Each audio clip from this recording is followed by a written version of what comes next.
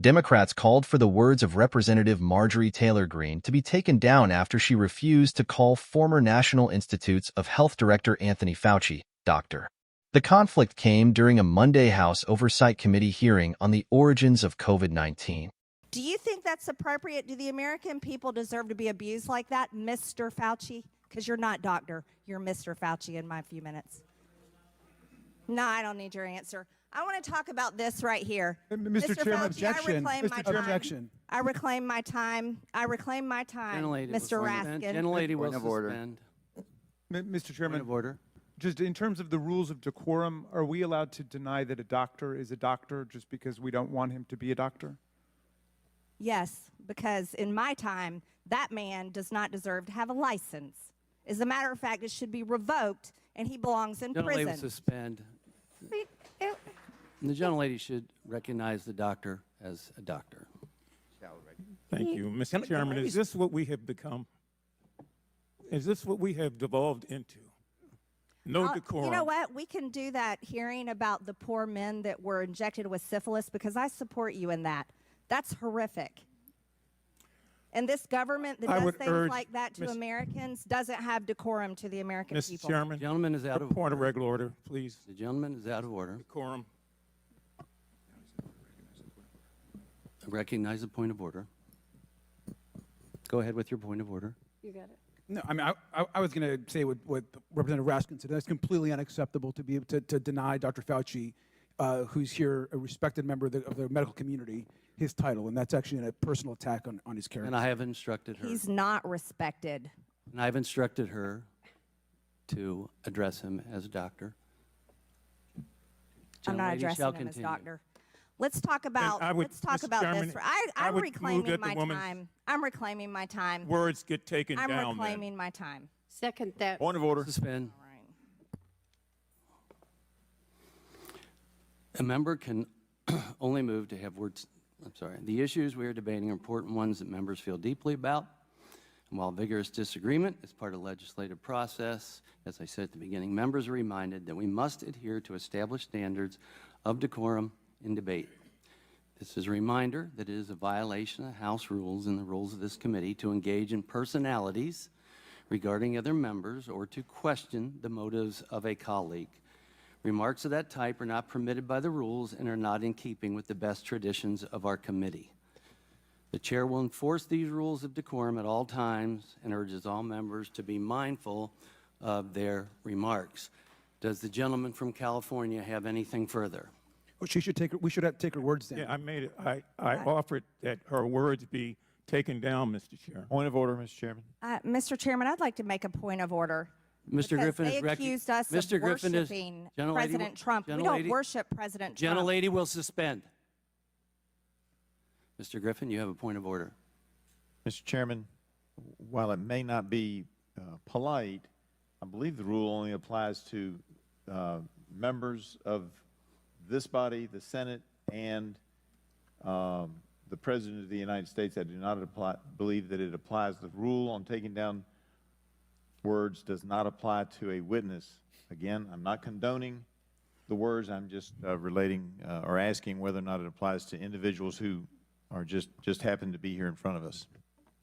I agree. The chair overrules the point of order by the gentleman from Maryland, but ask that members please afford all other members the respect they're entitled, refrain from using rhetoric that could be construed as an attack on the motives or character of another member or the witness. You may proceed. Jamie Raskin was furious at the lack of respect shown to a lifetime public servant. I want to join my colleague from Florida in apologizing to you that some of our colleagues in the United States House of Representatives seem to want to drag your name through the mud. They're treating you, Dr. Fauci, like a convicted felon.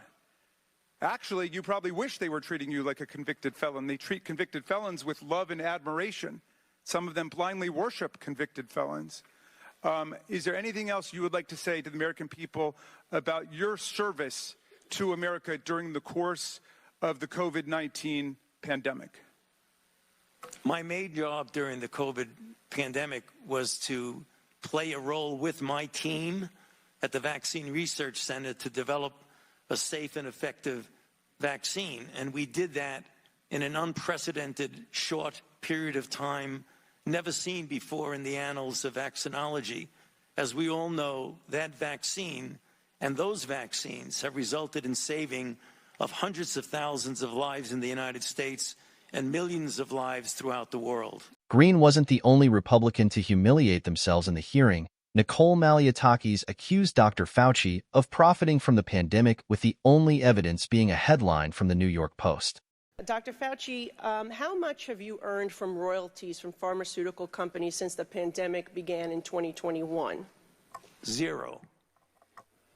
It says NIH scientists made $710 million in royalties from drug makers. You're saying that you did not receive any of the $710 million. On COVID, I received, I think, $122 for a monoclonal antibody that I made 27 years ago. Okay, so just in general, though, how much have you received, not related to COVID, just in general, how much have you received in royalties between 2021 and 2023? I think none. Okay, so somebody received the $710 million. Somebody did, but not me. You didn't receive any royalties. Okay. I see no royalties associated with COVID. I mentioned. I said. No, I want to. No, I just said. I'm on the record, and I want to make sure that this is clear. That I've developed a monoclonal antibody about 25 years ago that's used as a diagnostic that has nothing to do with COVID, and I receive an average of about $120 a year from that. Okay. Representative Jared Moskowitz was equally fired up over Green's behavior. Questions?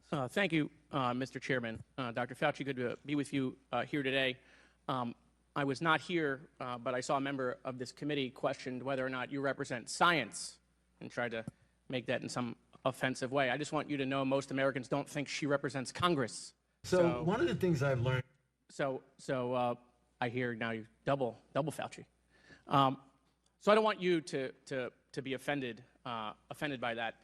I actually, similar to Representative McCormick, who was serving in the field as a doctor during COVID, I was running the logistics operation and the Florida response as the director of emergency management for the state of Florida for Governor DeSantis. So I was deploying masks and gowns and gloves. We were setting up field hospitals. We were setting up testing sites. We were setting up vaccine sites throughout the pandemic. And the one thing that became clear to me as a country is we were not prepared. In fact, we actually had many preparations for a pandemic, but both the states collectively and the federal government threw that out and kind of was just making it up as we go. One of the things I wanted to ask you, and I understand you're not in the response field, but do you feel, since you've left, that we are better prepared today than we were several years ago when COVID hit? In some respects, excuse me, in some respects we are, but in others I'm still disappointed. And I think one of the things that was really a problem with the response was the degree of divisiveness that we had in the country about a lack of a coherent response, where we were having people, for reasons that had nothing to do with public health or science, refusing to adhere to public health intervention measures. What I think that we will do better, hopefully, is that the CDC, I believe, has now recognized some of the failings of the lack of communication and interaction between the federal response and the local public health officials. One of the weaknesses that we had in the United States that other countries didn't have was a disconnect between the healthcare system and the public health system, whereas the CDC can't demand information from local public health individuals. They have to volunteer to give it to them, and it isn't given to them in real time. So we were at a disadvantage. Oh, no question. I saw that. I saw how the lack of investment in technology, right? We had states trying to share information with the federal government using, Windows 2000. Or fax machines. Fax machines, right. Exactly. Yeah. So, And so, we spent $7 trillion in two packages and two administrations. And one of my concerns is that I feel that, especially in supply chain, I feel like we're not that much better off than we were before COVID. Am I wrong in that assessment? Yeah, I don't think you're wrong, but I hope that the CDC has made it very clear that they are trying to change that and correct that deficit of a separation between the local and the federal CDC so that we can get information in real time. It was very frustrating for us that often we had to go to the UK or South Africa or Israel to get real-time information because they had a connection between what was going on in the ground and their public health system. So they knew right away what was happening. We didn't. Dr. Fauci, you talked about how, we live in partisan times, a lot of misinformation. And, colleagues on this body said, you should be, charged and found guilty. Of course, the only one that's happened to is your former boss. But, the question I have is, when you saw a lot of that disinformation, whether it was, we can use a disinfectant to do like a cleaning or do light in the body, or that, China's working super hard, President Xi's got it contained, all of this stuff that was being put out, were you concerned? What was your feeling at that time, working in the administration, seeing that come from the podium? Well, I was very frustrated by that. It was very clear. I was put in a very difficult position that I didn't like, of having to contradict publicly the President of the United States. I took no great pleasure in that, but I felt it was my responsibility to preserve. He must have thought you did a great job. He gave you a commendation right before he left. Well, I felt it was my responsibility, as to preserve my own personal integrity and my major responsibility to the American public to tell them the truth. And if I could just take this opportunity, when I was saying that if you attack me, you attack science, I didn't mean that I am science. What I meant was that when the data showed that hydroxychloroquine does not work, and there are people saying, oh, it does, I'll give it to people, and we know it can be hurtful to them, then when you're attacking what I'm saying, that the science shows it doesn't work, and the science shows that bleach doesn't work, that when you attack that, you really are attacking science, because science has shown that it doesn't work. That's what I meant when you're attacking me, you're attacking science. Thank you, Doctor. Thank you, Mr. Chairman. I yield back.